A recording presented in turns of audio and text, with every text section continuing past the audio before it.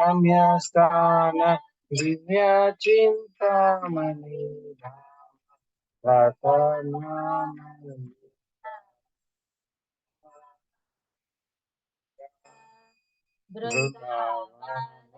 रम्यस्थान दिव्य चिंतामणि धाम रतनामंदिर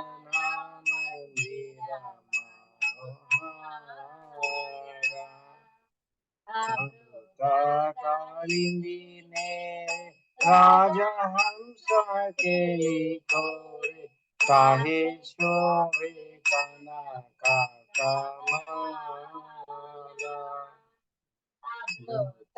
कालिंदी ने राजा हंस के लिखोरे काहे शोभे काना का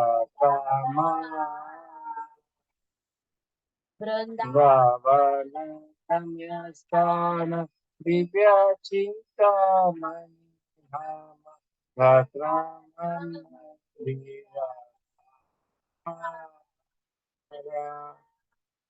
तारामध्य मापिका अष्टादशे कथानामि तारामध्येमापीठे अष्टादशे अष्टादशे कथानामि तारामध्येमापीठे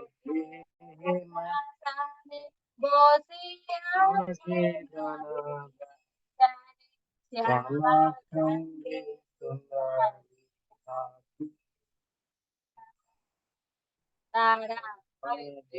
रत्नासनानि बोसिया श्यामासंगे सुंदरी राधिका वृंदावन रम्यस्थान दिव्य चिंतामणि धाम रतनामंदिर रूपाला वन्यराशि अमीया पूरी काशी परिहास संभाषणे रूपाला वन्यराशि अमीया पूरी काशी हास्य परिहास संभाषणे कसा कोई नित्य लीला सुखा सदा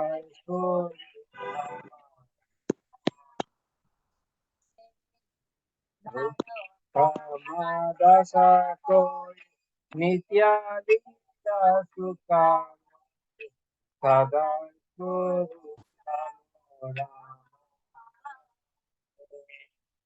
वृंदावन रम्यस्थान दिव्य चिंतामणि धाम रत्नामंदिर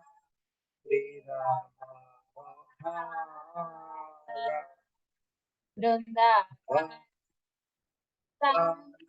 दिव्य चिंतामणि धाम रत्नामंदिर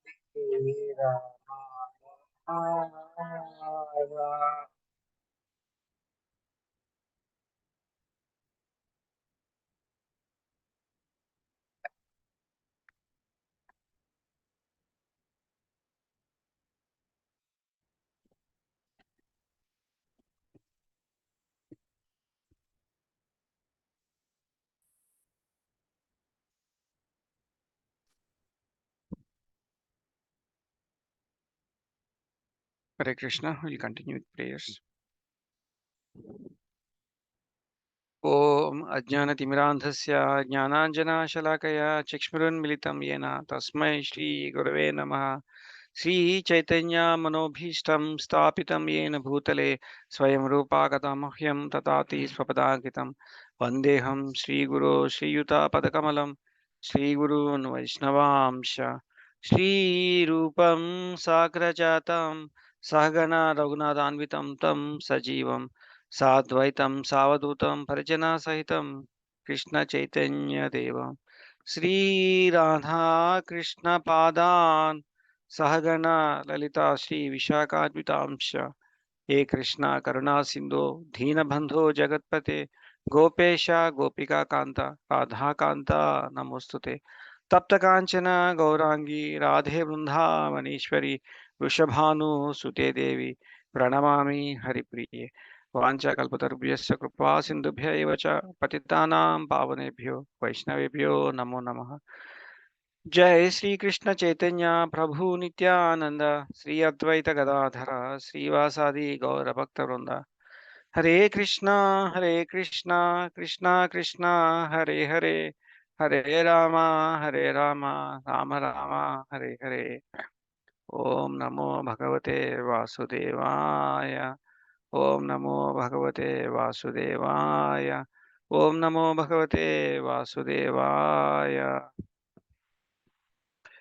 नारायणं नमस्कृत्यं नरं चैव नरोत्तमं देवीं सरस्वतीं व्यासं ततो जयमुदीरयेत् नष्टप्रायेषु अभद्रेषु नित्यं भागवतसेवया भगवती उत्तमश्लोके भक्तिर्भवति नैष्टिकी कृष्णाय वासुदेवाय देवकीनन्दनाय च नन्दगोपकुमाराय गोविन्दाय नमो नमः नमो महावदन्याय कृष्णप्रेमप्रदायते कृष्णाय कृष्णचैतन्य नाम्ने गौरत्विषे नमः नमः पङ्कजनाभाय नमः पङ्कजमालिने नमः पङ्कजनेत्राय नमस्ते पङ्कजाङ्ग्रये नमो ब्राह्मण्यदेवाय गोब्राह्मण्यहिताय च जगद्हिताय कृष्णाय गोविन्दाय नमो नमः नमो विष्णुपादाय कृष्णप्रेष्ठाय भूतले श्रीमते भक्तिवेदान्त स्वामी इति नामिने नमस्ते सरस्वते देवे गौरवाणी प्रचारिणे निर्विशेषा शून्यवादी पाश्चात्यदेशतारिणे जय श्री कृष्ण चैतन्य प्रभु नित्यानंद श्री अद्वैत गदाधर श्रीवासादि गौर भक्त वृंद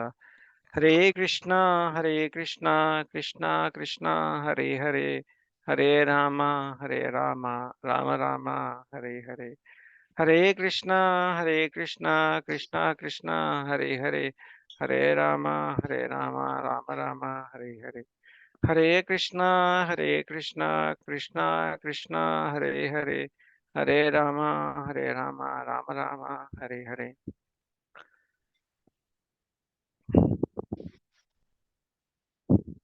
हरे कृष्णा प्रभु जी माता जी दंडवत प्रणाम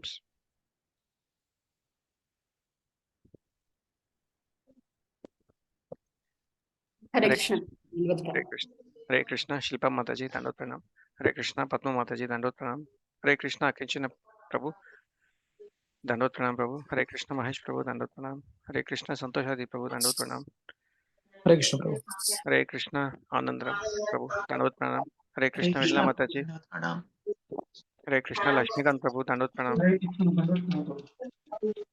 हरे कृष्ण बालामणि माता जी दंडवत प्रणाम हरे कृष्ण राम रेड्डी प्रभु दंडवत प्रणाम हरे कृष्ण किरण प्रभु दंडवत प्रणाम हरे कृष्ण ब्रह्म माता जी दंडवत प्रणाम हरे Hare Krishna Krishna Prabhuji. um, just Prabhuji's Mataji's, I have no qualification even to touch Bhagavad Gita or Bhagavatam. I'm such a fallen soul. I don't even have a qualification. Forget about studying even to touch it. So it is just the mercy of Lilananda Prabhu and Balgovinda Prabhu. So we will try to read some purpose, okay, which is given by Prabhupada. Prabhupada ki jai. So with your permission, I'll start sharing my screen. If there are any mistakes, it's because of my material consciousness. So please forgive me, okay, as your servant. I will try to save the screen, share the screen, Prabhu. Santosh Aditya, Prabhu.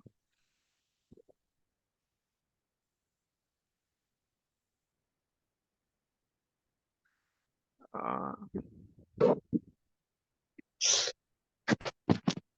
hope you are able to see the screen. Yes, Prabhu. Thank you, Mataji. Okay. So in continuation of Bhagavatam, which we are doing every weekend and Ekadasi, let's continue that. Last Sunday, okay, we heard from Anandram Prabhu. such a nectarious session which we had, third canto, 14th chapter. Okay, the pregnancy of Diti, I think that is a chapter. Okay, 3.14 we have gone through, and continuation of that we are going to have now. That is description of kingdom of God. Uh, Hope my voice is loud and clear. Maybe I'll just put it in the screen mode. Yes, Prabhu. Yeah, thank you for that confirmation. Uh, so this particular chapter has total 5 modules, which is mentioned here. So the first section, okay, is talk about because now just a continuation of what we had last time. The Diti is carrying now a continuation of that. Now, like almost she carried for about 100 years. Okay, and then she don't want to deliver. Okay, that is the context. So now there is a problem in the universe. Okay, the demigods approach Brahma and glorify him. What is the problem? We'll see. That is the first section, and then Brahmaji explains the description of Vaikuntha. Okay, description of Vaikuntha has given by Brahma. That is the second section, and the third section of this particular chapter is the Kumaras. Okay, the cursed by Jaya Vijaya. What happened? Okay, these all Brahmaji is explaining. This is what happened. Something like that. And then the next part is the Lord arrived and gave a darshan to the 4 Kumaras. He has a given darshan to 4 Kumaras, and then fifth part is prayers of the Kumaras to the Lord. So Prabhuji's Mata is this is one of the most important chapters, especially okay for the devotees, okay, who are becoming devotees. It's because in this particular chapter there is a conflict comes between the devotees, the Kumaras. Okay, they also devotees are they are kind of like initially impersonalist and they become devotees. Okay, in this chapter, and also they will have a clash, okay, between the Kumaras and Jaya Vijaya, okay, and how it got resolved and what happens after resolving and what happens before resolving, all those things this particular chapter explains, and this is very important chapters, especially for the devotees. Okay, so with that context we'll immediately start. So the section 1. So the demigods approach Brahma and glorify him. So they see a problem. They see a complete darkness of this particular universe. So they are explaining why there is a lot of darkness in this particular universe. What is happening? Okay. So all these slokas and puppets will see how they are glorifying Brahma and what is their questions. Okay. In the continuation of the last 14th chapter. That is first section we are going. So the first translation, I'm not going to the slokas. It's just right away going to the translations and puppets. Okay. The translation, okay, as you know, the Maitreya said, "My dear Vidura."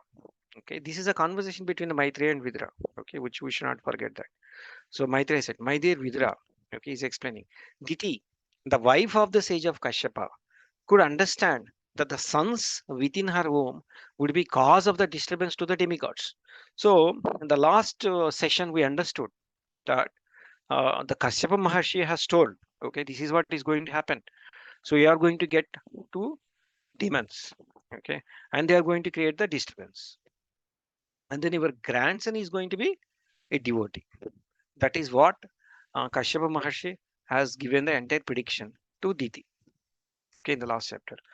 So now, okay, and could understand that the sons within her womb would cause a disturbance to the demigods, and she is aware of that. As such, continuously bore the powerful semen of Kashyapa Muni, which was meant to give a trouble to the others, and for 100 years. Okay, which means to give troubles to the others for 100 years. So what he's trying to say is the great sage of Sri Maitreya was explaining to the Vidura the activities of demigods, including the Lord Brahma. So when Diti heard from her husband that the sons she bore within her abdomen would be cause a disturbance to the demigods, she was not very happy. See, now she realized what went wrong. So now whatever that she's carrying in the abdomen is going to cause the disturbances to all the demigods. So ultimately she was not happy, she was upset. So there are two classes of man. Okay. There are two classes of the man. Okay. Prabhupada is further explaining devotees and non-devotees. It's not only just man, okay. So he's mean everybody, the entire human being, devotees and non-devotees. That is what is Prabhupada is saying. Non-devotees are called demons and devotees are called demigods. See, Prabhupada is so straight, so blunt. Okay. So a non-devotees is just calling them as a demons. And the devotees are the ones who are surrendered to God and they are the demigods. No sand man or woman can tolerate the non-devotees giving the trouble to the devotees. Like Diti, nobody agrees to give troubles to the devotees. So therefore, was reluctant to give birth to her babies. She don't want to give birth to her babies. She waited for 100 years so that at least she could save the demigods from the disturbance of that period. See Prabhuji's Mataji's. Carrying a baby by a mother in a womb for 8 to 9 months is very difficult. Yeah, yes sir, no, we all agree with that. And she how much pain she took, you see, Didi. She carried without delivering her baby for how what is the period? 100 years. See, she took lot of suffering. And suffering for what? She just want to give a delay, for devatas, for the demigods, because of this birth, that there will be a trouble for them because of that. She wants to delay further. That is the reason she carried for 100 years. So it's not easy thing, Prabhuji's Mataji's. Okay. So even though the DT did a mistake, so she repeating a lot and then she's thinking, what is it she could do? So what is it she could do? She could only delay it further. That is what she has done. Yeah. So with that, I'm moving to the next sloka. Uh, Prabhuji Mataji's, like at any moment, if I am saying something wrong, please stop immediately. Okay.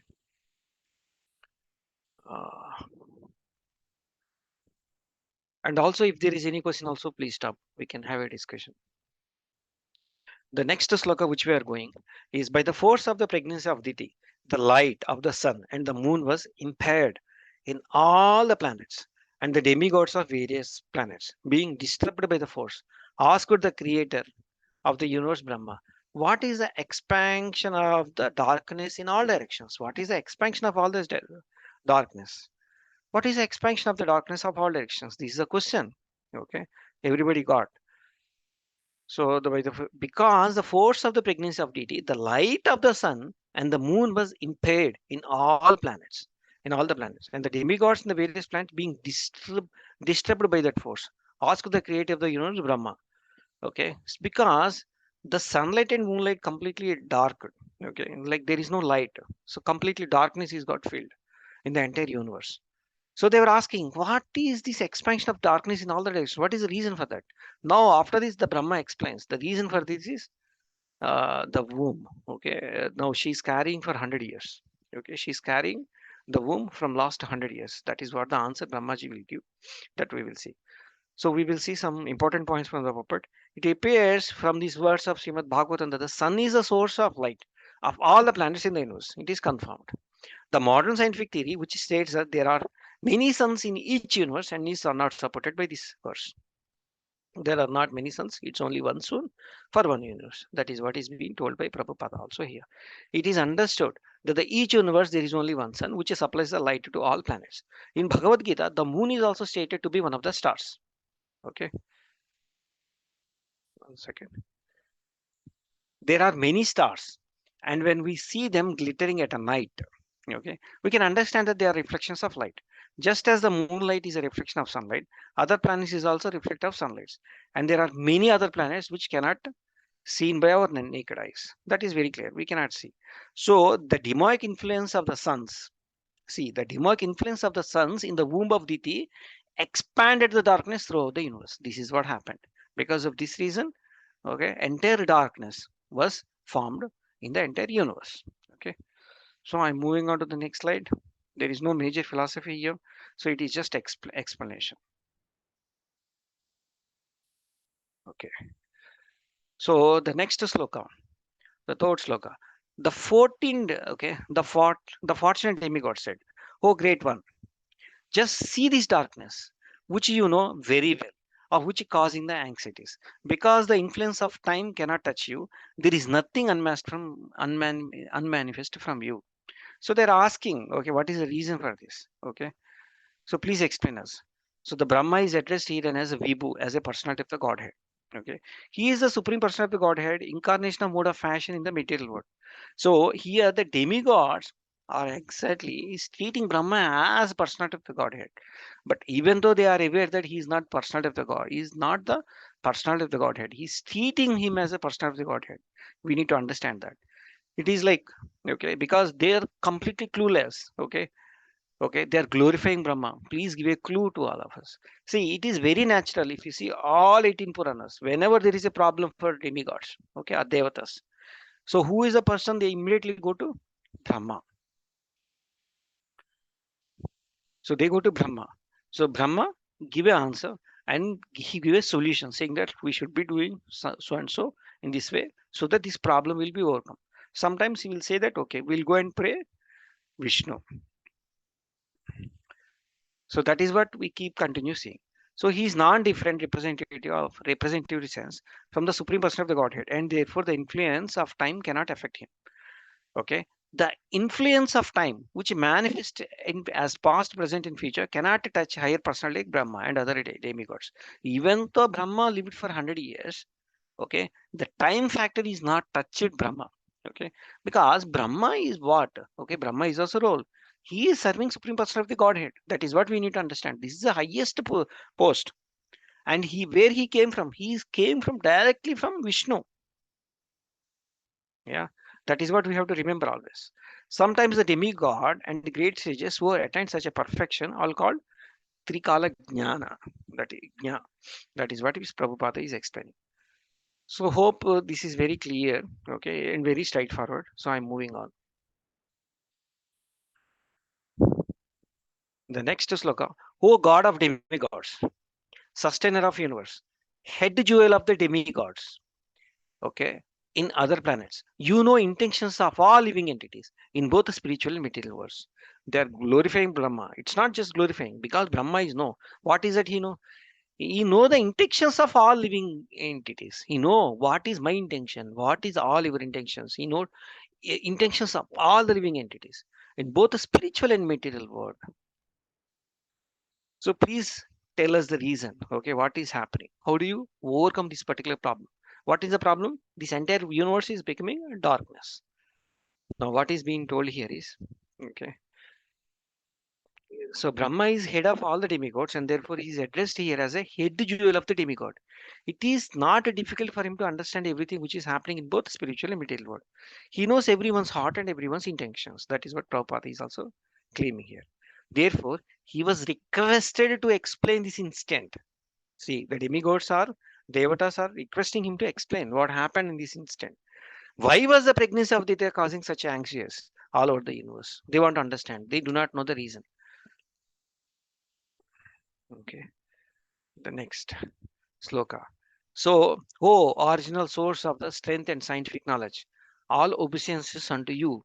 You have accepted the differentiated mode of passion from the Supreme Person of the Godhead. He has accepted passion, and so that he has created this secondary. Um, we always say that, right? Okay, Supreme Person of the Godhead. With the help of external energy, you are born of the unmanifested source. Okay, all obeisances unto you. So here the Prabhupada is explaining the Vedas are the original scientific knowledge of all departments of understanding, and this knowledge of Vedas was first impregnated into the heart of Brahma by the Supreme Personality of Godhead. So we all should always remember that the Vedas we all got from whom? From Brahma. So from Vishnu, he got this knowledge. Okay, Brahma got the knowledge from directly Vishnu. And from Brahma, we got this knowledge, these Vedas. Therefore, the Brahma is the original source of all scientific knowledge. He is born directly from the transcendental body of the Garbhodaka Sai Vishnu. So we all know this Prabhuji's Matajis. Directly, he came from Garbhodaka Sai Vishnu, who is never seen by any creature of this material universe, and therefore is always remain unmanifested. Brahma is stated here to be the brawn of the unmanifested. He is the incarnation of the mode of passion in the material nature. Again, here he is saying. So Brahma is okay mode of passion in the material nature. Otherwise, it is not possible because he has a passion. Okay, material nature, passion, material nature. He is doing this creation. Otherwise, it is not possible. okay, which is separated external energy of the Supreme Lord. So hope these concepts we know. So I'm just moving fast because there is a lot of philosophy and there is a lot of learnings which we are going to get after 4-5 slokas. Okay, so I'm going bit fast to these first 10-12 slokas. Oh Lord, all these planets, again demigods are continue saying, devatas are continue saying, all these planets exist within yourself, and all the living entities are generated from you. All the living entities came from you. This is secondary creation, right? Generated from you. Therefore, you are the cause of this universe. And anyone who meditates upon you without deviations attain devotional service. See, therefore, you are the cause of this universe, and anyone who meditates upon you without deviation. Okay, if one meditates on Brahma, we will get a what? In return, we will be in a position to get opportunity to do the devotional service, which is very important. Okay, you want to go back to Godhead? What is that is required? Devotional service. So by doing devotional service only, we can go back to Godhead. So here Devatas is saying once somebody meditate on you, they will get an opportunity to do the devotional service. Okay. So I'm proceeding Prabhuji's Mataji's. Okay, the next sloka. There is no defeat in this material world for the persons who control the mind. Okay. There is no defeat in this material world for the persons who control the mind and senses by controlling the breathing process and who are therefore experienced mature mystics. Okay.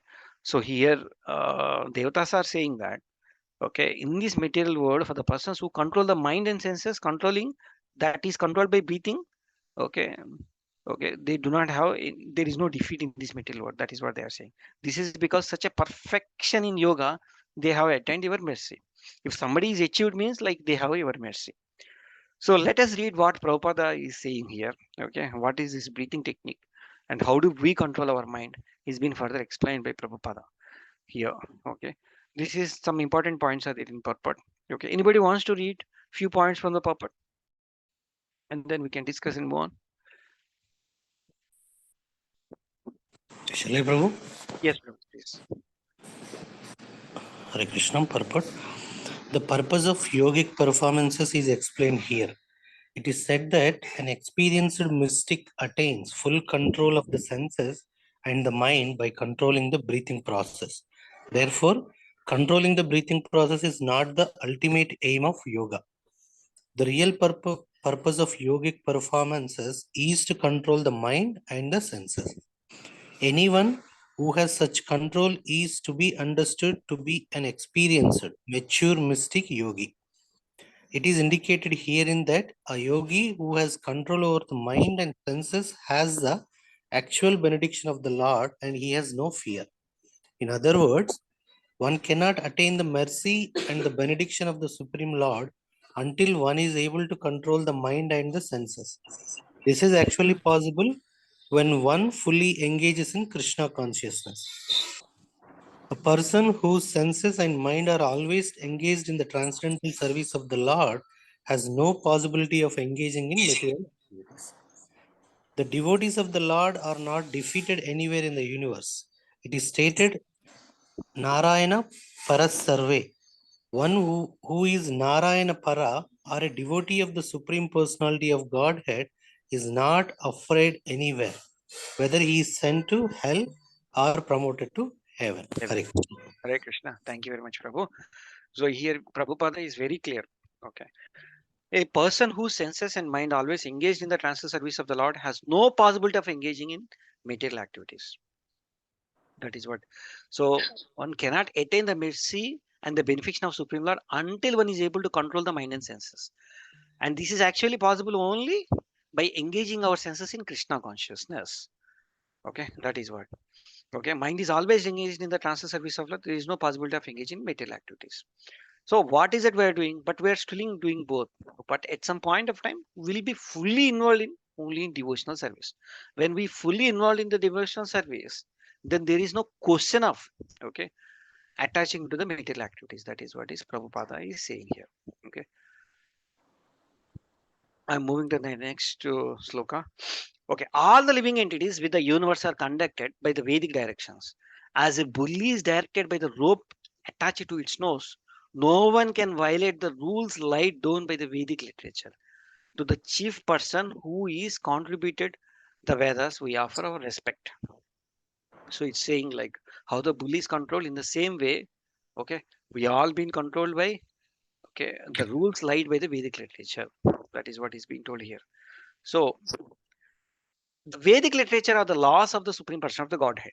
One cannot violate the injunctions given in the Vedic literature any more.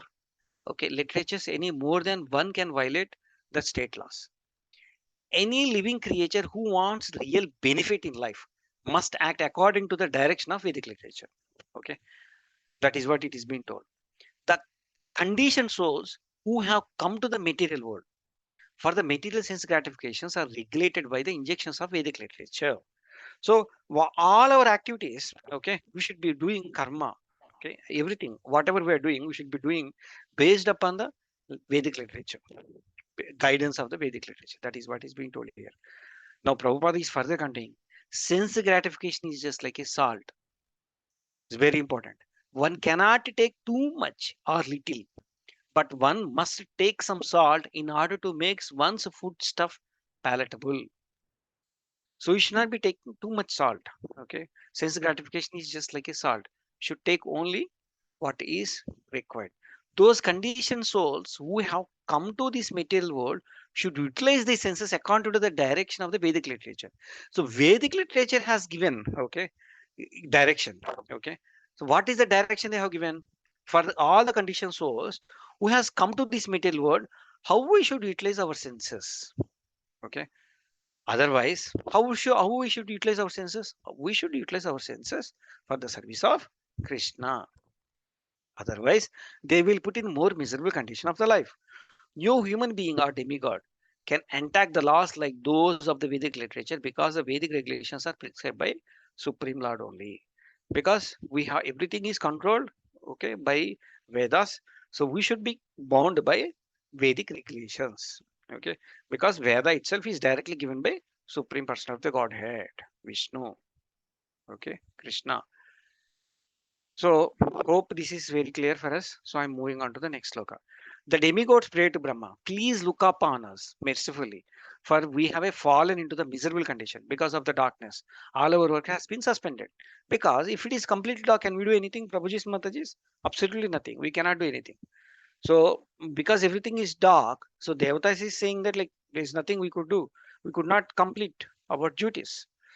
So we are in such a miserable condition. So do something. So please help us. So because of the complete darkness throughout the universe, the regular activities and the engagements of all different planets were completely suspended. So in the north and south poles of this planet, there are sometimes no divisions of the day and night. Okay, that we know that. Similarly, when the sunlight does not approach the different planets within this universe, there is no distinction between day and night. So how miserable it will be. So like I traveled few times like London. Okay, so like feel so dull. Okay, entire day progress with so dull because like you won't even see sunlight. Once I come back to India, like we'll see a lot of enthusiasm. That is my personal experience. Okay, so I'm moving to the next sloka, Prabhuji's, Mataji's. So as fuel overloads F5, so the embryo created by the semen of Kashyapa in the womb of Diti was caused a complete darkness throughout the universe. That is the reason Brahmaji is saying. The darkness throughout the universe is explained here with as being caused by the embryo created by the womb of deity by the semen of Kashyapa. Okay, so this is the answer. He started giving this particular answer. Now let's move on. Sri Maitreya said, the Lord Brahma, who is understood by the transcendental vibration, tried to satisfy the demigods, being pleased with their words of the prayer. So Brahma could understand the misdeeds of the Diti because Brahma know everything. So we know what is the misdeed Diti did. Last week, we clearly understood. And therefore, he smiled at the whole situation. He replied to the demigods present there in the words they could understand. So in the language they understand, he started giving a reply. So with that, we complete the section 1. So now I'm moving to section 2. So the section 1 is what? Is mainly glorifying Brahma. So to give a solution. That is what is Devatas or demigods. Okay. So I'm moving to section 2. What is the section 2? Description of Vaikuntha as given by Brahma. Now he talks about Vaikuntha. So he started building the story. So first he explained the description of Vaikuntha, how Vaikuntha looks like. Then after that he says that okay, the Kumaras came, okay, and then Jai Vijaya stopped them at the 7th gate, okay, and then there was some kind of conflict between them, okay, and then Kumaras gave a curse to Jai Vijaya, and then Krishna comes, Vishnu comes outside, and for like he's setting the ground, okay, Brahma is setting the ground to explain all the situations to all of us and also to the demigods. So first he started explaining the description of Vaikuntha. So Prabhuji's Mataji's, okay, this section is very important for us. Okay, so we always look, we have some taste in this world, because of that I'm still here. Okay, because I want to enjoy the taste, but we want a better taste. So if you want a better taste, you move to the next level, means I need to have a better taste, correct? So the description of Vaikuntha, which is given by Brahma and as well as Prabhupada, should be give a seed of taste in each of us to go back to Godhead, Vaikuntha. So the description of the Brahmaji and Prabhupada has given very, very extreme way. Okay. So it should give a seed to us. Yeah. We should have a strong desire. Yes, no, we have to go back to the Vaikuntha with the explanation given by Prabhupada. All right. So with that intention, let us start and understand. Okay. So how the Vaikuntha looks like. Okay. How the citizens of Vaikuntha looks like. Okay. So I'm starting with the translations. Lord Brahma said, my four sons, see, my four sons, Sanaka, Sanatana, Sanandana, and Sanat Kumara, okay, who were born from my mind, okay, are your predecessors. Sometimes they travel throughout the material and spiritual skies without any definite desire. Okay, without any desire, they could travel material and as well as spiritual skies, and they are the sons of Brahma. This is what Lord Brahma is telling here. Okay, when we speak of the desire, we refer to the desire of material sense gratification. When we speak of any desire, we immediately refer to the material sense gratification. But saintly persons like Sanaka, Sanatana, Sanandana, and Sanat Kumara have no material desire. But sometimes they travel all over the universe out of their own accord to preach the devotional service to the people like us, to preach like Narada. They go and travel across the universe, across not only universe, beyond the universe, to the spiritual planets as well. Okay, but without any desire. Okay, they do not have any material desire. They went to Vaikuntha not to get something, not to get diamonds or anything like that. Okay, but they have the desire to see Vishnu. So that we will see in next purpose, next round. Okay. So Prabhuji, Mataji, I think is this voice and flow is okay? I just need one Prabhuji, Mataji confirmation. Is this fine? Okay, okay, Prabhuji. Okay, thank you. Yes, Prabhu. Thank you. After thus traveling all over the universe, they also entered into the spiritual sky. They entered in the spiritual sky. So for they were freed from the material contaminations. They are completely free. They are jnanis. Okay. They in the spiritual sky, there are spiritual planets known as Vaikunthas, which are residents of the personality of the Godhead and his pure devotees. What is Vaikuntha? What is there in Vaikuntha? That is the residence of Supreme Person of the Godhead and his pure devotees, and are worshipped by the residents of all the material planets. Okay, all the material planets we all here, so we all worshipping, yeah, and worshipped. We all worship. Okay, the residents of the material planets. So let us understand the purport. The material world is full of cares and anxieties that we all know. We don't need to tell about the anxiety. We have enough anxieties right now. So no further explanation. In any of the planets, okay, even if I get a headache, it's anxiety. Okay. Yes or no? So when this headache will go, so I have to take some tablets. So the material world is full case of anxiety. If in any one of the planets, beginning from the highest down to the lowest patala, every living creature must be full of cares and anxieties. Because of the material planets, one cannot live eternally. Okay, full of anxieties, because in the material planets one cannot live eternally. What is the anxiety? One of the main reason for anxiety is what? Because we cannot live eternally, because this life is very temporary. We don't know what happens. Suddenly ceiling can fall on my head. Okay, anything would happen. Okay, anything would happen. This earth could shake. So because we could not live eternally, that is anxiety. So the living entities, however, are actually eternal. They want an eternal home, an eternal residence. But because of accepting the temporal abode in this material world, they are naturally full of anxiety. We are actually eternal. But because we have accepted this temporal abode in this material world, we got this anxiety. In the spiritual sky, please, in the spiritual sky, the planets are called Vaikunta. Vaikunta, Lilananda Prabhu multiple times, because he said this multiple times. The residents of these planets are free from all anxiety. There is no kuntha or anxieties, no miseries. It's because residents of all these planets are free from all anxiety. That is why it is called Vaikunta. From them, there is no question of birth and death, old age and disease. The main problem for us is birth, death, old age and disease. And therefore, they are not anxious.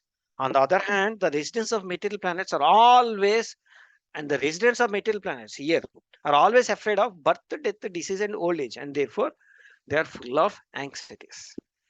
So now we understood the difference between, okay, Vaikunta planets, the citizens of Vaikunta planets, and the citizens of material planets. So with that, I'm moving on to the next sloka. In the Vaikunta planets, all the residents are similar in the form of Supreme Person of the Godhead. See, is this not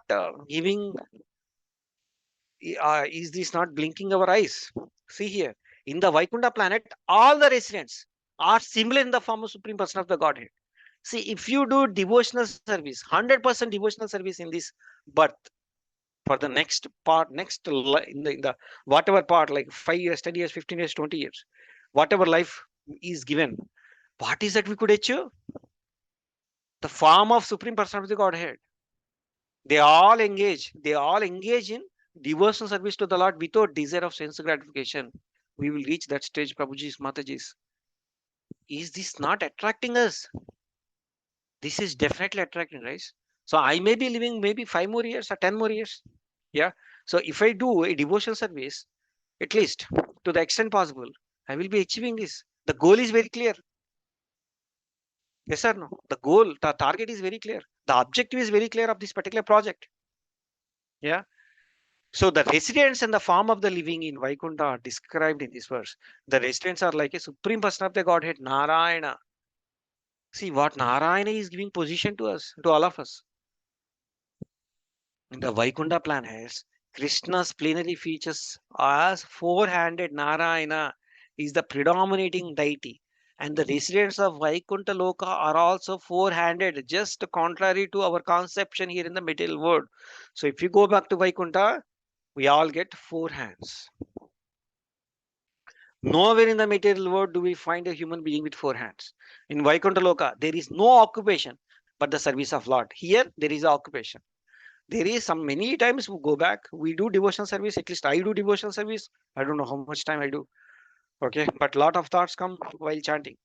So lot of thoughts comes while doing Arati. Lots of thoughts comes while reading Bhagavatam. But if I successfully do devotional service in this planet, in the rest of my material world, okay, my time in this material world, okay, I don't need to do have any other occupation in the Vishnu Loka or Vaikunta except doing the service of the Lord. And the service is not rendered with a purpose. Okay, I'm not expecting anything. So I come to Tirumala by a walk and give this. Okay, but there is no such day that I will have. So because everything will be automatically given to you, it will be granted. Because Chintamani is there. Okay, you don't need to ask, he will have that. Although every service has a particular result. The devotee never aspires. See, please remember this. Although every service has a particular result. Okay. Even though every service, whatever we are doing as a result, the devotee never aspires for the fulfillment of their own desires. Their desires are fulfillment by rendering the transcendental loving service to the Lord. A devotee, a pure devotee, he doesn't expect anything apart from transcendental loving service to the its Lord. That is what is Prabhupada is concluding. Prabhupada purport is always complete, always full. Even if you read one purport, we understand the complete philosophy. Yeah, that is how the Prabhupada purports. Okay, it's nobody can write the purports like this. Okay, they are full of nectar, full of nectar. We will see more nectar now. Okay, next half an hour, 45 minutes. What is the exact nectar? We all will see.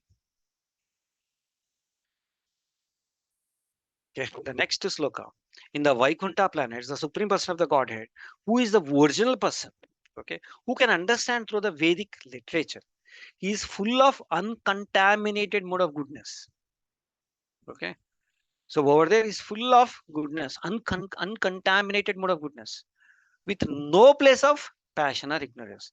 He contributes religious progress for the devotees. That is what is he's talking about the personality of the Godhead. Okay. So anybody wants to read purport, Prabhu?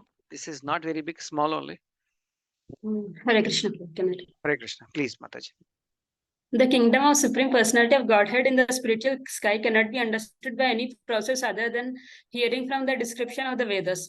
No one can go to see it. In this material world also, one who is unable to pay to go to a far distant place by motorized conveyances can only understand about that place from authentic books. Similarly, the Vaikuntha planets in spiritual sky are beyond this material sky. The modern scientists who are trying to travel in space are having difficulty going to even the nearest planet, the moon, to say nothing of the highest planets within the universe.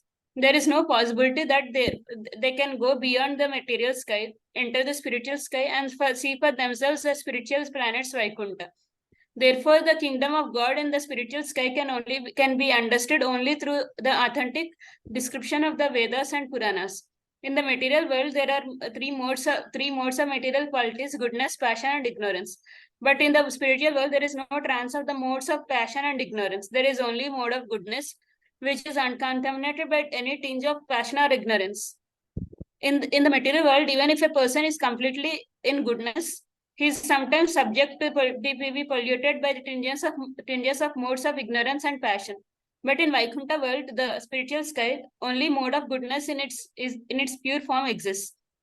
The Lord and his devotees reside in the Vaikuntha planets, and they are of the same transcendental quality, namely Shuddha Sattva, the mode of pure goodness. The Vaikuntha planets are very dear to the Vaishnavas, and for the progressive march of the Vaishnavas towards the kingdom of God, the Lord himself helps his devotees. Hare Krishna. Thank you, Mataji. So it is very clear. Prabhupada is saying, okay, just through devotional service, you will go back. And he is saying the modern scientists who are trying to travel the space, okay, so we could not even go to the nearest planet, the moon. Okay, we know how difficult it is to say nothing the highest planet. It's not simply possible. Okay, so this is the only way for us. That is what is Prabhupada is saying. Let's move on. So in the Vaikuntha planets, there are many forests. Now he's talking about the forest, which are very auspicious. In those forests, the trees are the desert trees. So like ISKCON desert tree, okay, whatever you ask, you get in ISKCON desert tree. Like that, these forests are trees like a desert trees, and all the seasons they are filled with flowers. All the seasons is like in here, okay, only filled with in certain seasons. But here that is not the case. All the seasons they are filled with flowers and fruits because everything in the Vaikuntha planets is spiritual and personal. So the Vaikuntha planets in the land, the trees, the fruits and flowers and the cows, everything is completely spiritual and personal. The trees and desert trees, everything is personal.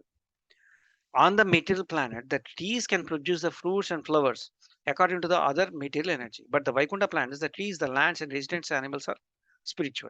There is no difference between the tree and animal, okay, or the animal and the man. Here the word, okay, Murtimat indicates that the everything is a spiritual form. Formless, as conceived by the impersonalist, is refuted in this verse. Yeah. In these Vaikuntha planets, all the everything is spiritual, everything has a personal form, particular form. Okay. The trees are the men have a form. And because all of them, although differently formed, all are spiritual. There is no difference between them. I'll just give little my personal experience on this impersonalism. It's like I've been looking for the purpose of me in my life. Like I'm been searching different organization, gone through. So wherever I go, I have been got an answer saying that like okay, you are a soul, okay, but this soul is not going to exist. It's going to be merged, okay, into the super soul, and you are not going to survive. It is like some kind of salt. What is that? Salt idol. That salt idol is put it in a ocean. No more. At some point of time, no more. That salt, that idol. That is the explanation is given. But I was not convinced. The reason is, if I am completely gone, like first of all, I got a fear. The main reason I got a fear. So as a me, as a soul, I completely merged means what? I doesn't exist. That itself is a worry for so many years, so many years. So when I heard first time from the Prabhuji, Lilananda Prabhuji, okay, saying that you are a personal, you're not, you're going to exist. That was like the happiest moment in my life. That was the happiest moment in my life. Okay, because maybe unconsciously or unconsciously, I'm being looking for that because I was not accepting or agreeing. My conscience was not allowed me to accept that I doesn't exist. See, in this sloka, Brahmaji is saying, Vyas Maharshi is saying, Prabhupada is saying, and whoever is saying that doesn't exist. So I don't know their basis, okay, their scriptures, okay. Maybe they must not have referred Bhagavatam. That is what we are saying. The Bhagavatam is a nectar for us. So we have to share this knowledge to everybody in this planet, okay. There could be so many souls in this planet who are not coming to the spiritual planet thinking that they will not exist at some point in future. Because of that, they are not coming to the spiritual planet, spiritual, they are not taking or adapting the spirituality because of that fear. So that is the reason we should share this knowledge to as many as possible, okay, to this entire world. We have to share. That is our responsibility to share this nectar, okay. We were moving on to the next sloka. um, I thought that is my personal experience and shared it. Thank you. So the next sloka is, in the Vaikunta planets, the inhabitants fly in their airplanes, accompanied by their wives and consorts. See, they have their wives and also consorts, and eternally sing of the character and activities of the Lord, okay, which are always devoid of the inauspicious qualities. While singing the glories of God, even though they have wives, okay, but everybody is busy in only singing the glories of Lord. They deride even the presence of blue swimming Madhavi flowers, which are fragrant and laden by the honey. So let us understand little more details here. It appears from these words that Vaikunta planets are full of appliances. That we can understand that. There are aeroplanes. Aeroplanes are there in which the inhabitants travel in the spiritual skies with their sweethearts. They do travel, okay, with their sweethearts. There is a breeze carrying the fragrance of blossoming flowers, and this breeze is so nice that is also carries the honey of the flowers. The inhabitants of Vaikunta, however, are also so intense, are so interested. See, however, the inhabitants of Vaikunta, however, are so interested in glorifying the Lord that they do not like the disturbance of such a nice breeze while they are chanting the Lord glories. Okay. In other words, everyone is a pure devotee. They consider the glorification of the Lord more important than their own sense gratification. There is no sense of gratification. It's only the purpose is basically glorifying Supreme Hari. Shri Hari. In Vaikuntha planets, there is no question of sense gratification. That is what further reconfirming by Prabhupada. The smell, fragrance of blossoming flower is certainly very nice, but it is simply for the sense gratification. The inhabitants of Vaikuntha give first preference to the service of the Lord, not their own sense gratification. Serving the Lord in the transcendental love yields such a transcendental pleasure that is, in comparison, sense gratification is counted as insignificant in Vaikuntha. Okay, I'll move to the next sloka. So this is all explanation of Vaikuntha. So Prabhupada actually taken us to some extent to the Vaikuntha. He's showing us how the Vaikuntha should looks like. Okay.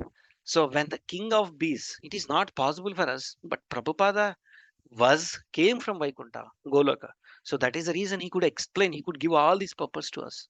Otherwise, it is not possible for us to understand how the Vaikuntha looks like.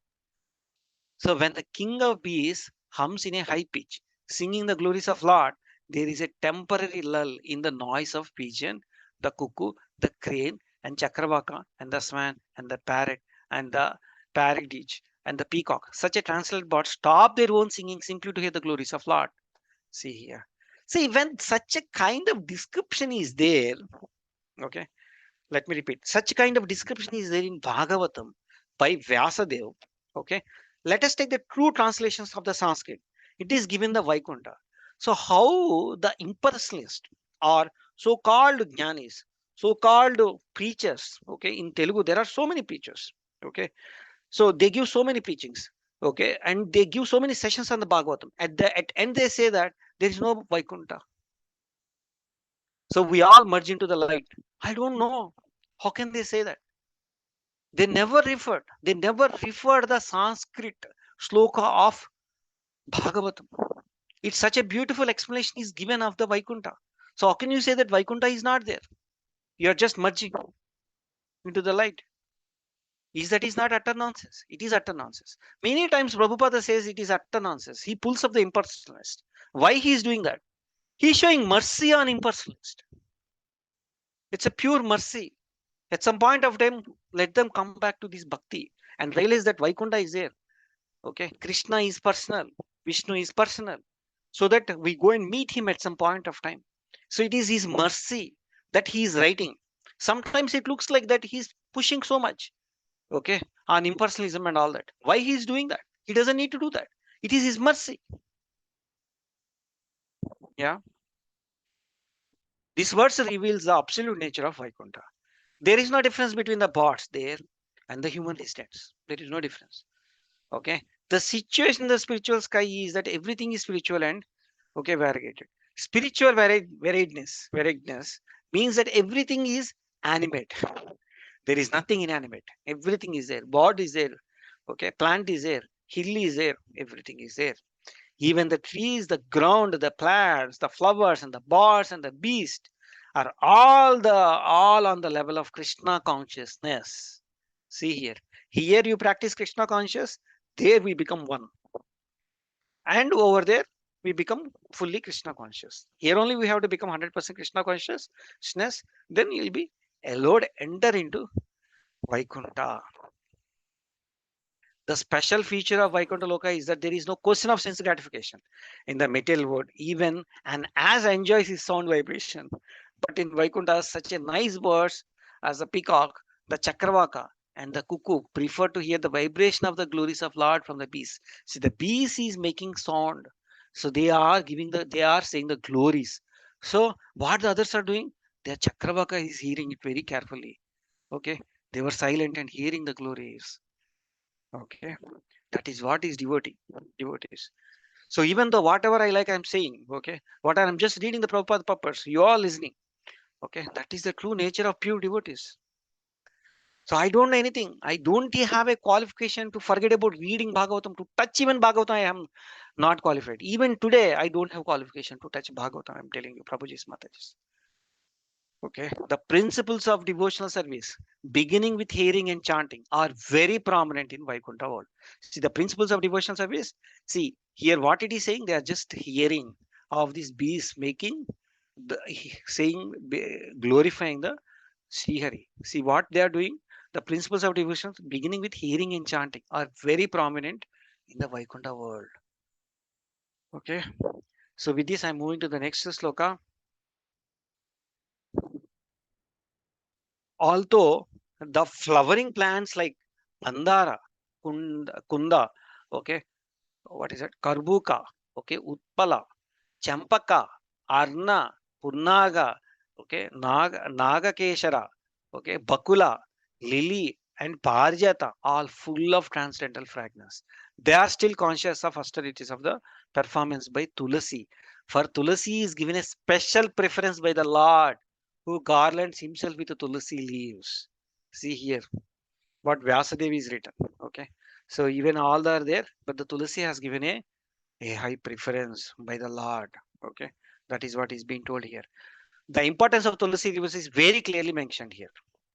So we think that everything is sometimes like if you don't read Bhagavatam, we think that okay, maybe in this Gauda Vaishnava Sampradaya, Tulasi suddenly okay, all these everyday Harati we are doing, all these things we think we are doing it. No, this has all been clearly mentioned in the Bhagavatam to us. Okay, for whatever we are doing, whatever devotional service we are doing, in the way we are doing it, there is a Shastric Praman is there for us. So if somebody asks why you are doing Harati for Tulasi Mata, you just show this sloka from the Bhagavatam, what Vyasadeva has written. We're not doing anything bluntly. Okay. So we have a Shastric Praman here. Okay. The importance of Tulasi leaves is very clearly mentioned. Tulasi plants and their leaves are very important for the devotional service. Devotees are recommended to water the Tulasi tree every day and collect the leaves to worship the Lord. One time, see here, Prabhupada is quoting here. One time, he has not given the name, I don't know who is he. Athestic Swami remarked, what is the use of watering Tulasi plant? It is better to water eggplant. Eggplant, maybe I think it is brinjal. Okay, by watering the eggplant, one can get some fruits. Fruits, no. Okay, but what is the use of watering Tulasi eggplant? Maybe okay. So these foolish creatures, see how Prabhupada is going very strong. These foolish creatures, unacquainted with the devotional service, sometimes play havoc with the education of the people in general. So we should take the praman of Bhagavatam. We should take shelter of Bhagavatam. If you take the shelter of Bhagavatam, we will not hear this nonsense. Even if we hear this nonsense, we will move on. Okay. The most important thing, okay, about the spiritual world is that there is no envy among the devotees there. See here, all these flowers are there, and Tulasi also there. So when the Tulasi is offered, and all these plants do not have any envy. That is what is being telling here. The most important thing about the spiritual world is that there is no envy. But here, there is envy. Okay, among the devotees there. This is true even among the flowers, which are all conscious of greatness of the Tulasi. In Vaikuntha world, entered by the four Kumaras, even the birds and flowers are conscious to service of the Lord. So here I would like to tell one small point, Prabhuji's Matajis. So among our devotees, okay, if there is envy comes in our mind, then we should think that in our devotion service, there is some material tinge is there. We should observe that. There is some enviness is coming means there is a material tinge. What is that material tinge? We need to understand and focus on that. And meditate on that material tinge. Why that material tinge is there, automatically that will disappear. And then this enviness will disappear among the devotees. Okay. Whenever there is a material tinge whenever there is enviness, definitely there is a material tinge is there.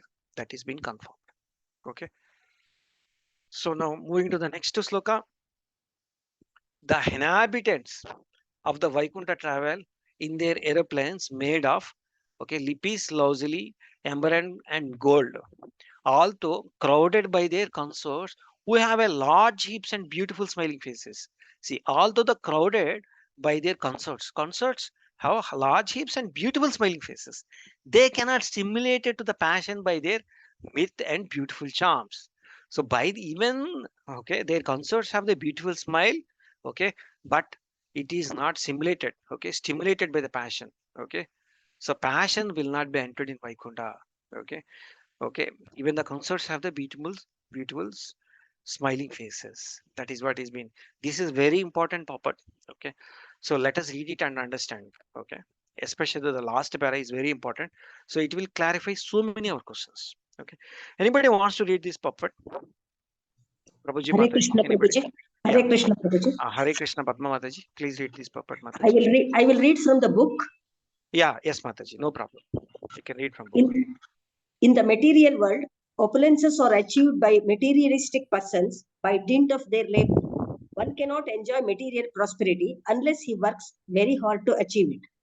But the devotees of the Lord, who are residents of Vaikuntha, have the opportunity to enjoy a transcendental situation of jewels and emeralds. Ornaments made of gold bedecked with jewels are achieved not by working hard, but by the benediction of the Lord. In other words, devotees in the Vaikuntha world, or even in this material world, cannot be poverty stricken as is sometimes supposed. They have ample opulences for enjoyment, but they need not labor to achieve them. It is also stated in that In the Vaikuntha world, the concerts of the residents are many, many times more beautiful than we can find in this material world, even in the higher planets. It is specifically mentioned here that a woman's large hips are very attractive and they stimulate man's passion. But the wonderful feature of Vaikuntha is that although the women have large hips and beautiful faces and are decorated with ornaments of emeralds and jewels, the men are so absorbed in Krishna consciousness that the beautiful bodies of the women cannot attract them. In other words, there is enjoyment of association of the opposite sex, but there is no sexual relationship. The residents of Vaikuntha have a better standard of pleasure, so there is no need of sex pleasure. Hare Krishna. Hare Krishna, thank you very much, Mataji. Wonderful reading. Okay, Padma Mataji. Hari Bol. Thank you. This is very, very clear. So, Prabhuji's Mataji's, okay, the Bhagavatam is very blunt, okay, very straightforward, okay. So, we just need to take as it is. See, it is very clearly mentioned here that, okay, there is no passion over there. Even the wonderful features of Vaikuntha is that all the women have the large hips and beautiful faces, have the decorated ornaments.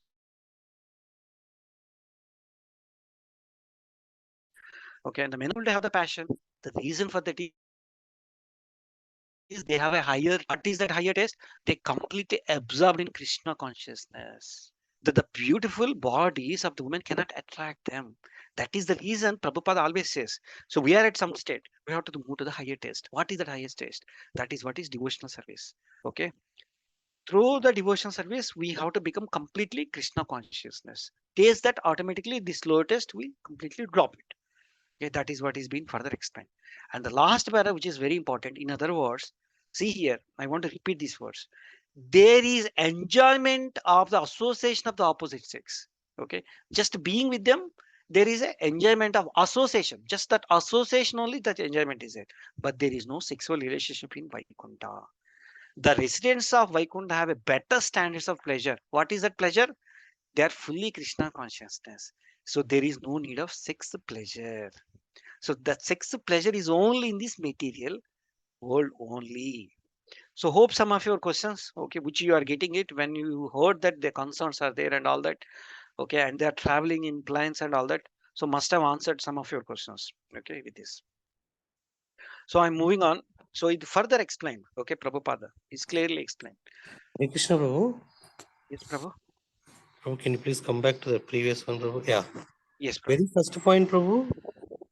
In the material world, opulences are achieved by materialistic persons by dint of their labor.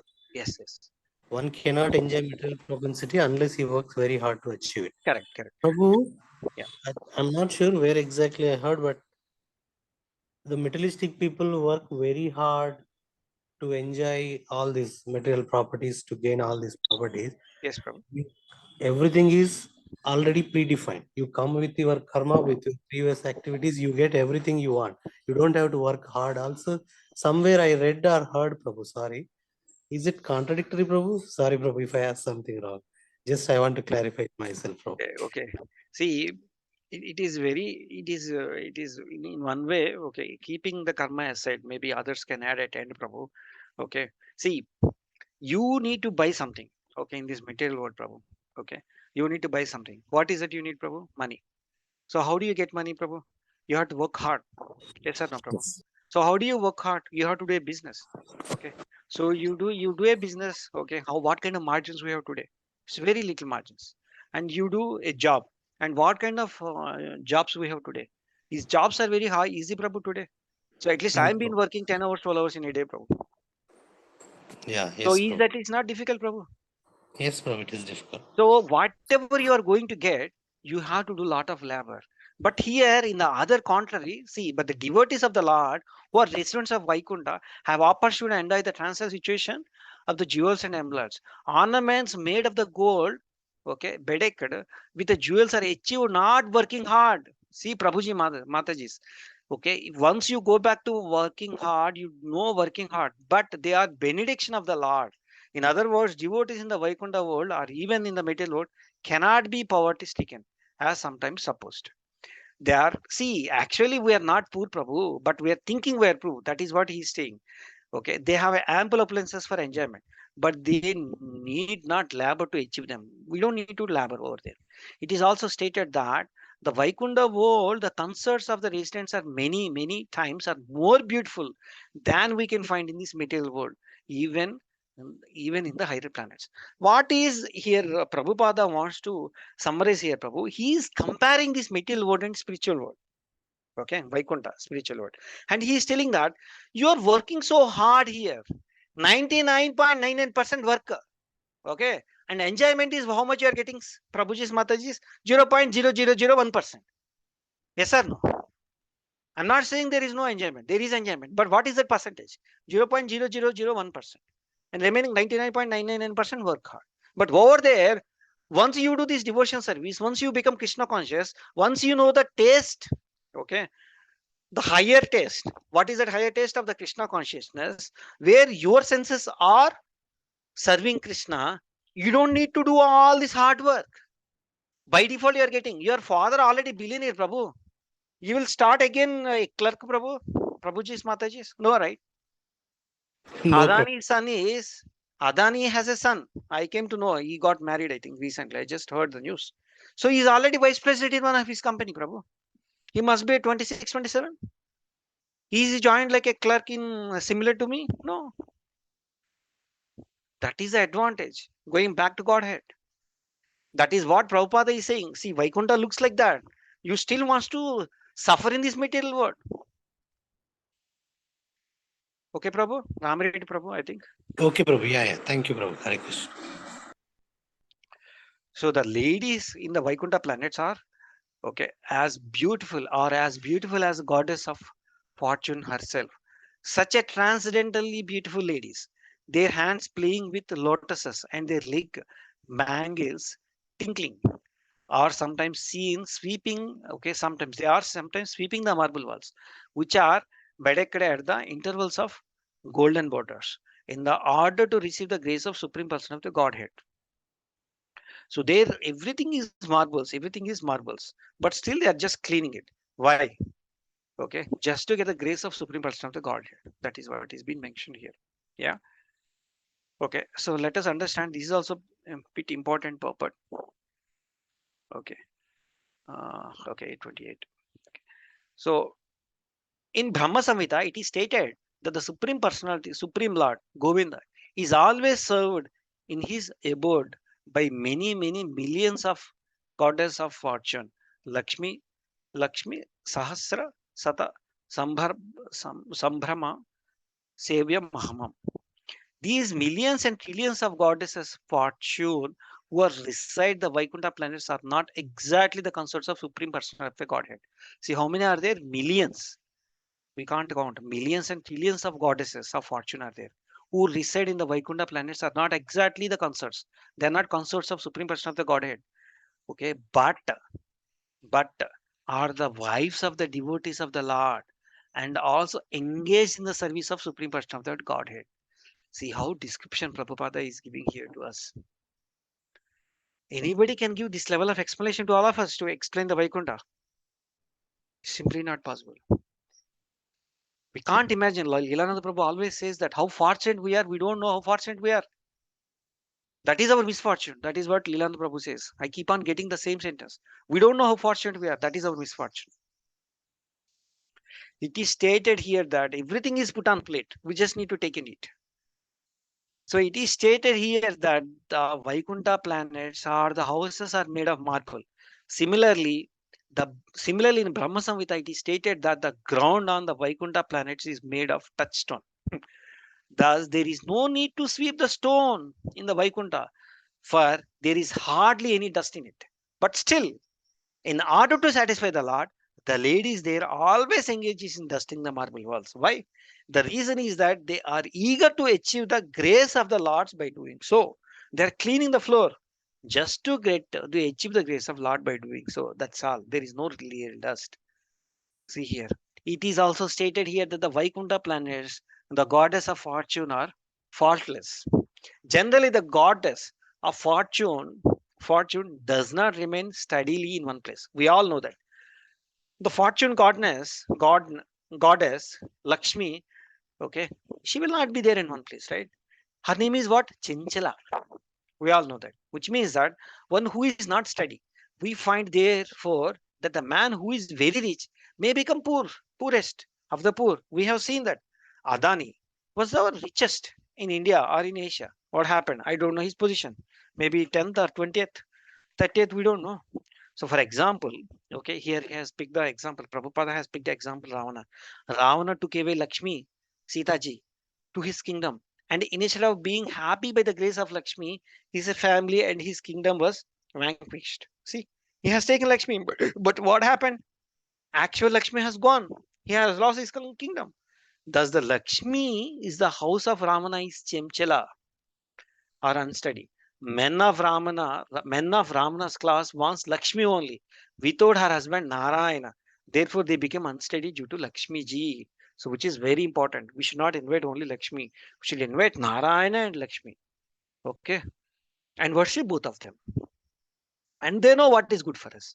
And they give what is good for us. So that we go back to Godhead. Go back to them. Yeah. So materialistic persons find faults on the part of Lakshmi. We think Lakshmi is Chemchala. So we find the fault in her. But actually, in Vaikuntha Lakshmi is fixed in the service of Lord. See here, in spite of her being godness of fortune, she cannot be happy without the grace of Lord. She cannot be happy without the grace of Lord. Even she is giving happiness to all of us. She cannot be happy without grace of Lord. Even the goddess of fortune needs a Lord's grace in order to be happy. See here, this is very important. Even the Lakshmi or the goddess of fortune, Lakshmi, needs a Lord's grace in order to be happy. At in the material world, even Brahma, the highest creature of being, seeks the favor of Lakshmi for happiness. So we are looking for Lakshmi for happiness. Lakshmi is looking for Srihari for the happiness. That is what is being told here by Prabhupada. Such a wonderful purport. Okay, so I'm moving to the next sloka. Sloka number 22. The goddess of fortune worship the Lord in their own gardens by offering tulsi leaves on the coral paved banks of transcendental reservoir water. While offering the worship to the Lord, they can see the water, the reflection of their beautiful faces, okay, with raised noses. And it appeared that they have become more beautiful because of the Lord kissing their faces. So generally, when a woman is kissed by her husband, her face becomes more beautiful. In Vaikuntha also, although the goddess of fortune are naturally as beautiful as can be imagined, she nevertheless avoids the kissing of the lords to make her face more beautiful. The beautiful face of the goddess of the fortune appears in the ponds of transcendental crystal water when she worships the lords with the tulsi leaves in her garden. So this is self-explanatory. I am moving on. Now the next sloka 23. So 25th sloka is very important. It will require time. 23, 24, 25. We'll stop at 25 or 26 today. So the next sloka 23. It is very much regrettable that unfortunate people, see here, this is very important sloka and we have to take this sloka and explain this to everybody.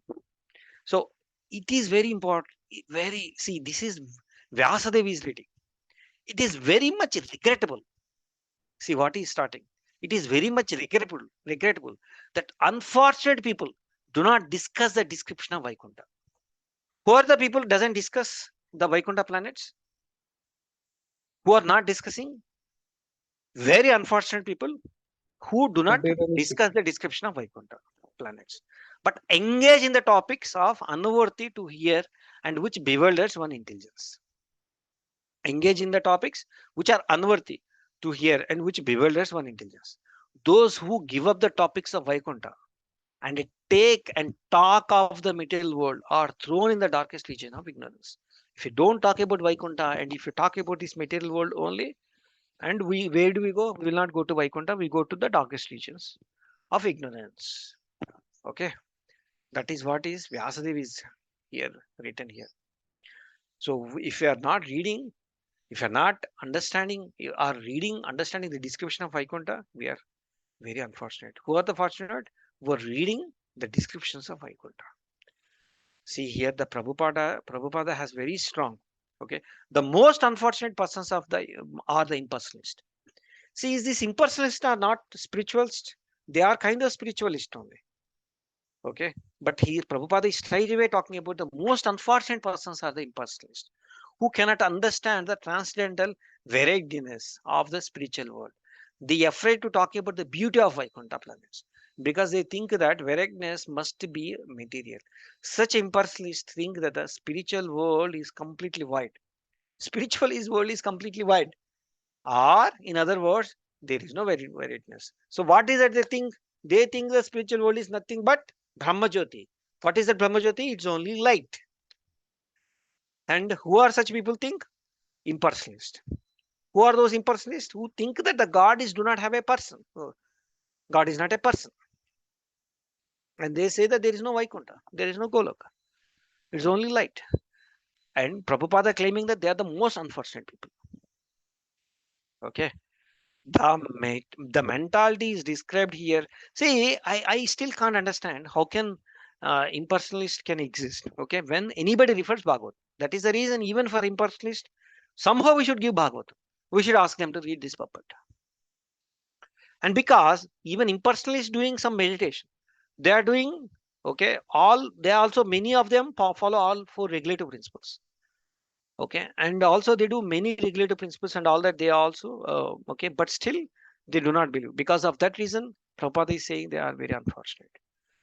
So this mentality is described by Kukada Mati Graha, means intelligence bewildered by unworthy words. The philosophies of voidness and the impersonal situation of the spiritual world are condemned here because they bewilder one's intelligence. How can the impersonalist can and the void philosophers think of this material world are full of variedness, and they say that there is no variedness in the spiritual world, and the variedness is there here in this material world. How can they say that variedness is not there in the spiritual world? That is what is Prabhupada is questioning. It is said that the material world is perverted reflection. See here, the reason is very clearly Prabhupada is mentioning here. It is said that this material world, where it is said in Bhagavad Gita, it is said that in this material world is the perverted reflection of the spiritual world. So unless there is a variedness in the spiritual world, how can there is temporary variedness in this material world? That one can translate into the material world does not imply that there is no transcendental variedness. See here, Prabhupada is giving a hint to argue this impersonalist, so that we'll bring them to this particular path. Now, what Prabhupada is telling, this material world is a correct reverse of the spiritual world. That is what is being told by Bhagavad Gita, by Krishna. Now, here you have see lot of variedness. This is just a reflection of the mirror. When you have the variedness here in this material world, why can't you think that the same variedness is there in the spiritual world also? Yeah. So it is not only light, tube light or Brahmajyoti in the spiritual world. Even light is also there. On top of that, variedness is also there. This is a logical reason we can give for impersonalist. Okay, that is what is Prabhupada is explaining here. Here in the Bhagavatam, in this verse particularly, it is stressed that, see here, in this Bhagavatam, okay, in this verse particularly, it is stated that the people who tries to discuss and understand the real spiritual nature of the spiritual sky and Vaikunthanas are fortunate. See, if anybody is quoting, this is very important verse Prabhupada is saying. If anybody is saying that no, nothing is there, we go and quote this sloka from Bhagavatam. Okay. The varietedness of the Vaikuntha planets is described in the relation to the transcendental pastimes of the Lord. But instead of trying to understand the spiritual abode of the spiritual activities of the Lord, people are more interested in the politics and economic developments. They hold many conversations, meetings, and discussions to solve the problems of worldly situations, where they can remain for the only for few years, but they cannot interested in understanding the spiritual situations of the Vaikuntha world. So if they are all fortunate, they become interested in going back to home, back to Godhead. But unless they understand the spiritual world, they rot in the material darkness continuously. So still, if any of our minds, okay, still impersonalism is there, okay, in our minds, we should refer this sloka. Okay, we don't need to worry at all. We are not going to merge. Our uniqueness is going to run away. Okay, is not going to vanish. So if once leaves this body, okay, we're going to get a spiritual body. So there is no need to worry by leaving this material body. So one should be happy to leave this material body. So we should feel happy to get a spiritual body. Yeah. So how confidence it is giving to all of us, Prabhuji's Matajis. That is how this Bhagavatam is nectar. Yeah. Okay. So I'm moving to the next sloka. Sloka number 24. We'll stop at sloka number 25. Okay. So this is total has a 50 slokas. We will complete today 25 slokas. Tomorrow, Santosha is prepared. Remaining, we will take the remaining 25 slokas. So Lord Brahma said, "My dear demigod, the human form of life of such a importance. This and next sloka are the most important slokas. Even if you could meditate on this sloka and next sloka, our life will be fulfilled." We're done. So next 10-15 minutes, let us focus on these two slokas. Yeah. So Lord Brahma said, "My dear demigods, the human form of life is such an importance that we also desire to have such a life. Okay, for the human form, one can attain a perfect religious truth and knowledge. If one in this human form of the life does not understand the supreme person of the Godhead of his abode, it is understand that this is very much affected the influence of extreme nature. See here it is saying human form, we all got the human form to gain this knowledge to go back to Godhead. That is what is Brahmaji is telling. That is what Vyasadeva is telling to all of us. So let us understand this purport. Brahmaji condemns very vehemently the condition of human beings who does not take the interest in the personality of Godhead in this transcendental Vaikuntha. So he's saying here again, Prabhupada is saying the human form of the life is divided even Brahmaji. Please read this line multiple times. What Prabhupada has written here, which has been mentioned in underline. The human form of life is desired even by Brahmaji. When Brahma wants his human form, so that he will do 100% devotional service, go back to Godhead. Brahma and other demigods have much better material bodies than the human beings. Yes or no? Demigods have a better material bodies, right, than the human bodies. At the demigods, including the Brahma, nevertheless desire to attain the human form of the life because it is specifically meant for living entity who can attain the transcendental knowledge and the religious perfection. It is not possible to go back to Godhead in one life, but in the human form, one should at least understand the goal of life and begin the Krishna consciousness. Okay, you may not be fully, but start the journey. That is what Prabhupada is saying. It is said that the human form is a great boon. We all in the human form. Yes or no? So what is that human form? It's a great boon for all of us because it's the most suitable boat for crossing over the nations of ocean. What is nations? This is Ajnana ocean to cross over. This is the only boat. This human birth is the only boat. Prabhupada is reminding again and again. The spiritual master is considered. See here, I have mentioned it in red color. The spiritual master is considered to the most able captain in the boat, in that boat. And the information from the scriptures is a favorable wind for floating over the ocean of nations. This oceans, nations is there, no? Nations, Ajnana. You want to cross these oceans of nations? You need a captain. Who is the captain? Spiritual master is a captain. And scriptures are favorable wind. Okay. The human being who does not take advantage of these facilities in this life is committing suicide. See how hard Prabhupada is. We are not taking the advantage. It is like committing suicide. There is no use. Therefore, one who does not begin Krishna conscious in the human form, okay, it does not begin the Krishna conscious in this human form of life, loses his life to the influence of the illusionary energy. Brahma regrets the situation of such a human being. He regrets, he's feeling bad. He's feeling bad. If you do not start, if you do not progress in this Krishna consciousness, that is what is Brahmaji is telling here. Hope this purport is clear for all of us. Okay, it's a like you all know this. Okay, so the next sloka we are moving. This is the most important sloka in today's session. So let's meditate. It has 3-4 slides. This particular sloka has 3-4 slides. So, but I request you all to read purport, okay, after the class as well, especially this particular sloka. Okay, so let me go and read the purport translation. Yeah, Translation. Okay.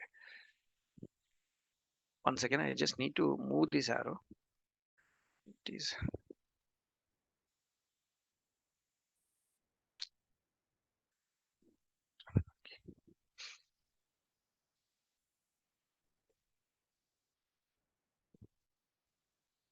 We read it here and then I'll highlight. Okay. Okay. That sloka number 25. The persons whose bodily features change in ecstasy and who breathe heavily and perspire due to the hearing are the glories of the Lord are promoted to the kingdom of God. Here he is telling who are the, okay, Vyasadeva is telling who will go back to Godhead, who are eligible to go back to Godhead. Now till here he has given an explanation, okay, of the Vaikuntha.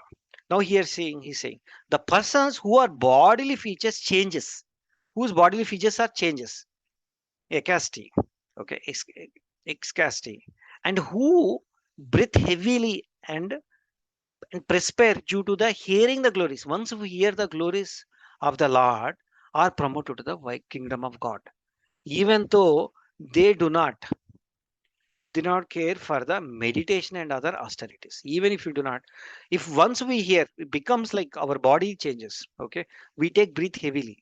Okay, once we start hearing, and our body becomes ecstasy, then okay, even if you are not doing any austerities, we go back to Godhead. The kingdom of God is above the material universe and is desired by the Brahma and other demigods. That is what is the actual translation is saying. Now the purpose is very big actually. Prabhupada has given. So Brahmaji states here that the spiritual kingdom is above the kingdom of demigods. So one can enter into the supreme personality of the Godhead only when when he highly developed in the desirable qualities.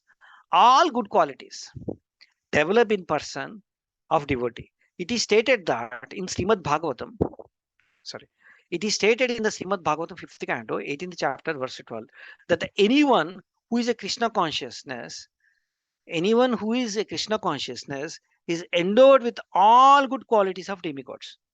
In the material world, the qualities of the demigods are highly appreciated.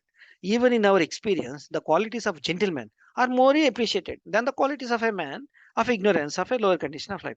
The qualities of the demigods or higher planets are far superior to the qualities of inhabitants on this earth.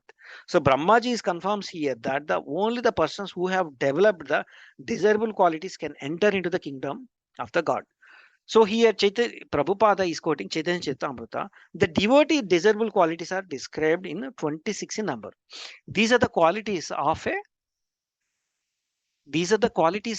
a devotee. Okay, they are in 26 number. That is what is Prabhupada is quoting. So somebody is very kind. He does not quarrel with anybody. Okay, he accepts the Krishna consciousness as the highest goal of life. He is equal to everyone. No one can find the fault in his character. He is magnanimous. He is mild and always clean, internally and externally.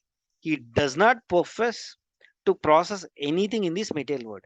He is benefactor to all the living entities. He is peaceful and soul completely surrendered to Krishna. He is no material desire to fulfill. He is meek and humble, always steady and conquered under sensible activities. He does not eat more than required to maintain the body. And he is never mad after material identity. He is respectful to all others and does not demand respect with himself. He is very grave, very compassionate, very friendly, and he is poetic. He experts in all activities, and he is silent in nonsense. He is silent in nonsense. See, Prabhuji's Mataji's, it is not possible for us to explain this particular sloka in one session. So it is been requesting. Please please note this particular sloka number. Okay. 3.15.25. Please read the purpose and meditate on this purport. Okay, that is what is required. Okay, the next, similarly in Srimad Bhagavatam 3rd canto 25th chapter verse 21, the qualification of saintly persons is being mentioned here. Okay, so very tolerant, very kind in all living entities. He is not partial. He is a kind in both human beings and to the animals. He is not such a fool that he will kill a goat. See here, he is not such a fool that he will kill a goat Narayana to feed human Narayana or Daridra Narayana. No one should do that. Okay. He is very kind to the living entities, a devotee. Okay. Therefore, he has no enemy. He is very peaceful. There are qualities of a persons who are eligible to enter into the, and these are the qualities of the persons who are eligible into the kingdom of God. So that such a person gradually becomes liberated and enters the kingdom of God, confirmed by Srimad Bhagavatam, 5th canto and 5th chapter, verse 2. The Srimad Bhagavatam, 2nd canto and the 3rd chapter, verse 20 also says that if a person does not cry, this is very important, Prabhuji's Matajis, which I have mentioned in blue color. Okay, especially for all of us, this is very important.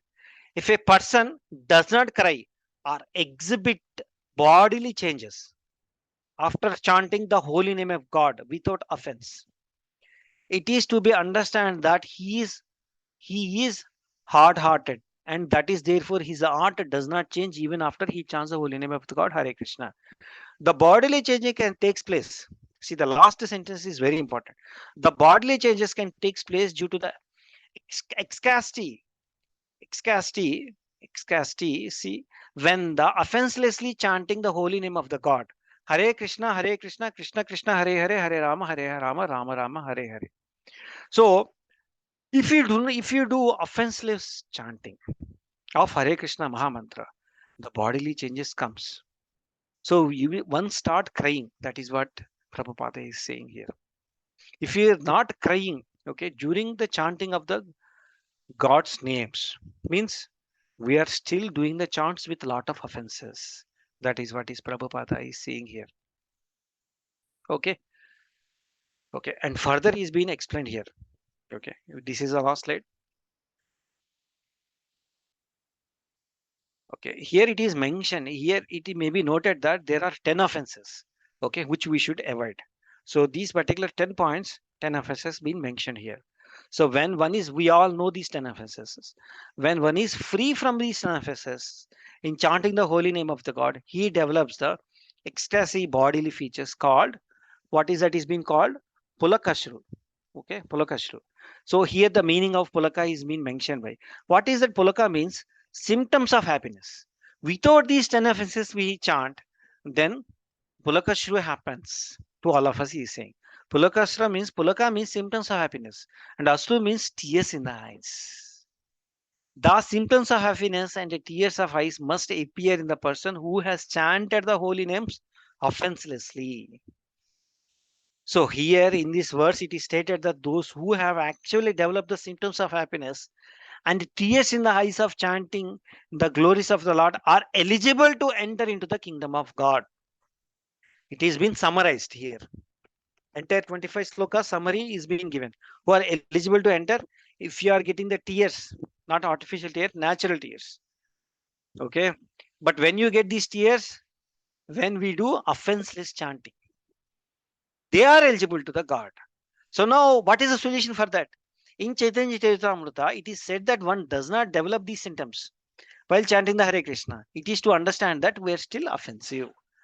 So what is the solution for that? Chaitanya Charitamrita suggests that a nice remedy to this connection. I'm not getting cry. I'm not crying after my 16 malas.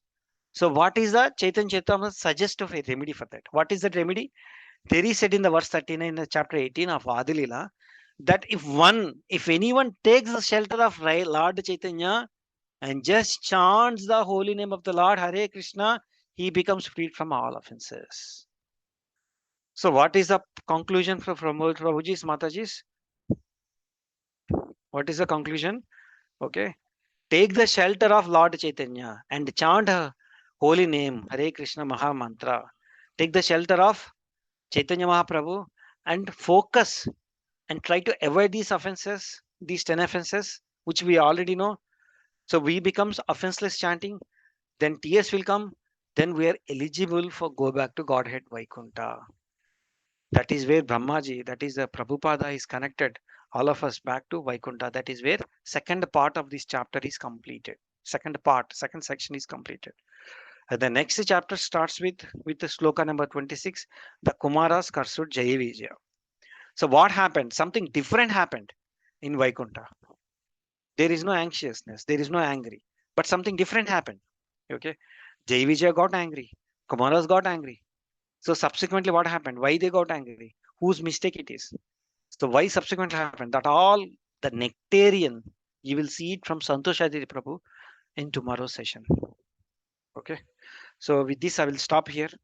So I'm not sure. Okay. I'm extremely sorry if I spoke something wrong. Okay. That is truly because of my material. I'm, yeah. Hare Krishna Prabhuji. Dhanavad Pranam. Krishna Prabhu. It was a nice, wonderful lecture, Prabhu. We have already discussed yesterday what you were speaking, but today what you are speaking is what is not, which we have not discussed yesterday also. The 24th and 25th sloka was lecture from you, Prabhuji. Wonderful. Just I want to add some point, my Sure. realization, because I have read the 16th chapter as well. So it's a what one should develop the Vaishnava qualities. In one of the sloka in 16th chapter, it says one should develop the Vaishnava qualities. Otherwise, it will become a scar on the Supreme Lord. It's a scar. All these qualities we should admire, and one day or the other, at least we should have an eagerness to get all those things. Otherwise, imagine your deity is broken. Does it look good? No, right?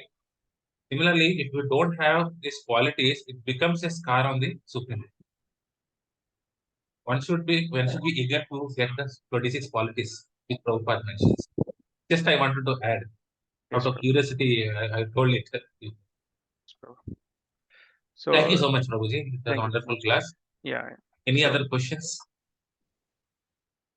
that is sloka number 25. Okay. 3 dot third canto, 15th chapter, 25th sloka. So I'm requesting everybody to read the purport of 25th sloka of today's chapter. Thank you, Santosh Aditya Prabhu. Thank you for your comments.